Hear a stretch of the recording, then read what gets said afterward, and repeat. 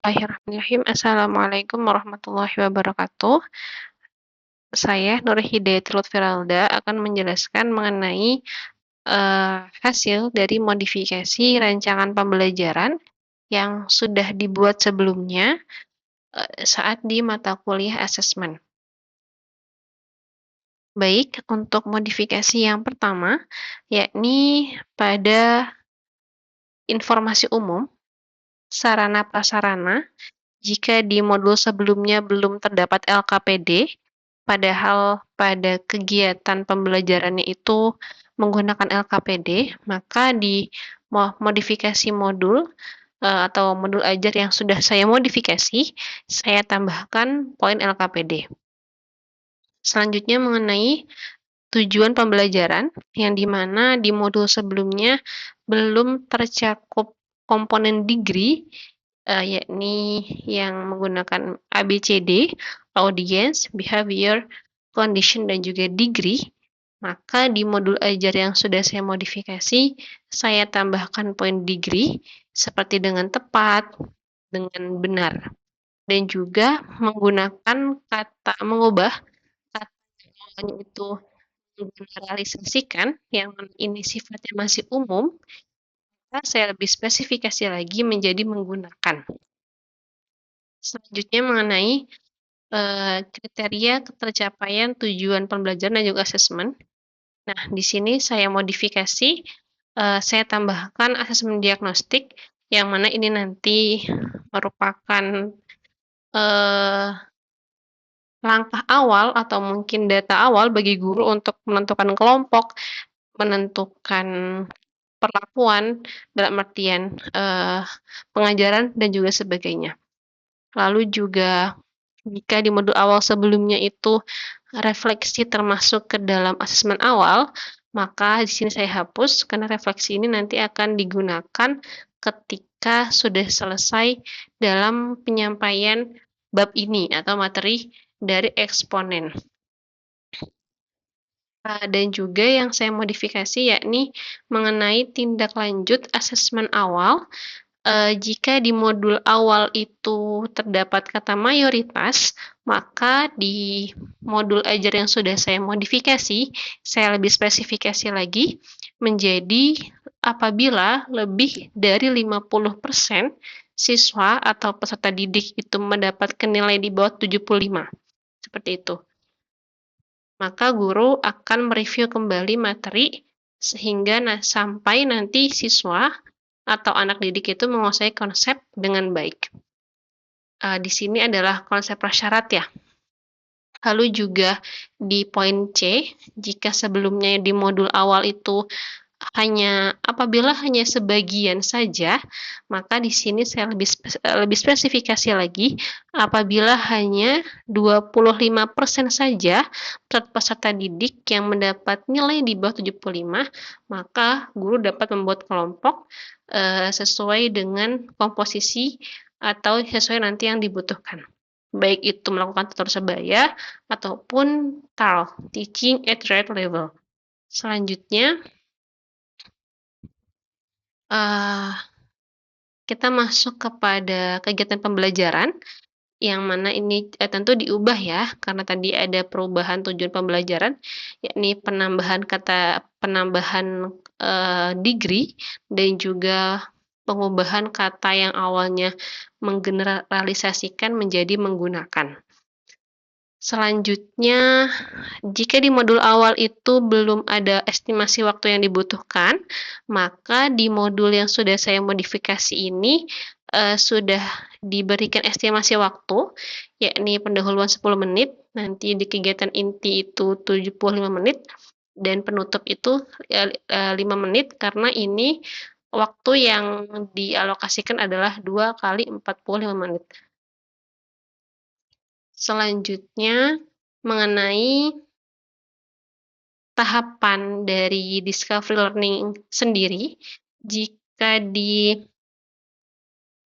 modul awal, tepatnya di problem statement, yaitu mengidentifikasi masalah itu belum berikan penjelasan bahwa pada tahapan ini atau sintak ini nanti akan diberikan LKPD, maka di modul yang sudah saya modifikasi diberikan penjelasan bahwa pada tahapan ini guru akan memberikan LKPD kepada setiap kelompok dan di mana kelompoknya ini sesuai dengan level dan ini sesuai dengan konsep TAL, Teaching at Right Level. Jadi siswa yang belum berkembang dikumpulkan dengan yang belum berkembang, siswa yang sudah berkembang dikumpulkan dengan yang sudah berkembang.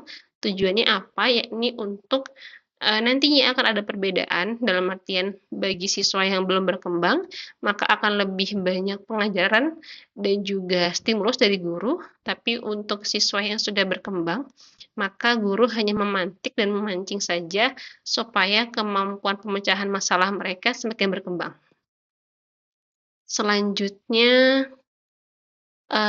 di tahapannya juga terdapat sedikit kekurangan atau kekurangan tahapan sintak jika di modul sebelumnya itu setelah data processing itu langsung kesimpulan, maka di sini diperbaiki bahwa setelah tahapan data processing itu ada verification, baru nanti generalization atau menarik kesimpulan. Dan juga dispesifikasi lagi bahwa ketika data processing ini nanti siswa dan teman kelompoknya akan bersama-sama untuk menjawab soal dari LKPD, lalu di tahap verification nanti akan semacam presentasi setiap kelompok, yang dimana setiap kelompoknya itu beda soal. Jadi kelompok 1 misalkan soal nomor 1, kelompok 2 soal nomor 2, seperti itu. Lalu penutup juga ini tadi ya, diberi alokasi waktu 5 menit. Masuk ke pertemuan kedua juga sama, di tujuan pembelajaran pun ada perubahan karena ditambahkan degree dengan benar, dan juga penambahan waktu, alokasi waktu, pendahuluan 10 menit, inti 75 menit, penutup itu 5 menit. Dan jika di modul yang sebelumnya itu dikelompokkan berdasarkan heterogen, maka di modul yang sudah dimodifikasi